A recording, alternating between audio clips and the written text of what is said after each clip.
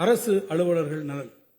மாநிலத்தில் உள்ள தெரிவு முகமைகளான தமிழ்நாடு அரசு பணியாளர் தேர்வாணையம், ஆசிரியர் தேர்வு வாரியம், மருத்துவ பணியாளர் தேர்வு வாரியம் மற்றும் தமிழ்நாடு சீருடை பணியாளர் தேர்வு வாரியம் ஆகியவற்றின் மூலம் கடந்த 4 ஆண்டுகளில் வெவ்வேறு அரசு துறைகளில் உள்ள காலி பணியிடங்களுக்காக இதுவரை 57,016 அரசு பணியாளர்கள் தேர்வு செய்யப்பட்டுள்ளனர்.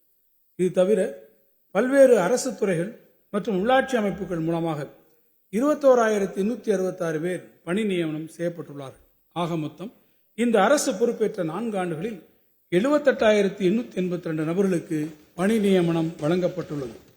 மேலும் 40,000 பணியிடங்களை வரும் நிதியாண்டிலேயே நிரப்பும் பொருட்டு உரிய நடவடிக்கைகளை அரசு துரிதமாக மேற்கொண்டு வருகிறது. அரசு அலுவலருக்கு குறைந்த வாடகையிலான குடியிருப்புகளின் தேவை அதிகரித்து வருவதை நிறைவு செய்யும் வகையில் சென்னை சைதாப்பேட்டை தாடண்டர் நகரில் 110 கோடி ரூபாய் செலவில் 2 லட்சம் சதுரடி பரப்பளவில் 190 சி வகை குடியிருப்புகள் கட்டுவதற்கு திட்டமிடப்பட்டுள்ளது. மக்கள் நல திட்டங்களை நாட்டிலேயே மிகச்சிறப்பாக நிறைவேற்றிட அயராது உழைத்து வரும் அரசு அலுவலர்கள் நலனை காப்பதில் நமது அரசு உறுதியாக உள்ளது.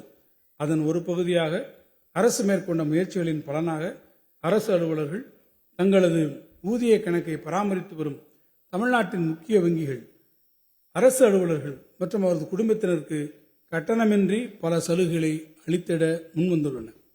அரசு அலுவலர்கள் எதிர்பாராத விதமாக விபத்தில் இறந்து போனாலோ அல்லது விபத்தின் காரணமாக நிரந்தர ஊனமடைந்தாலோ தனிநபர் விபத்து காப்பீட்டுத் தொகையாக 1 கோடி ரூபாய் நிதியினை வழங்கிட வங்கிகள் முன்வந்துள்ளன.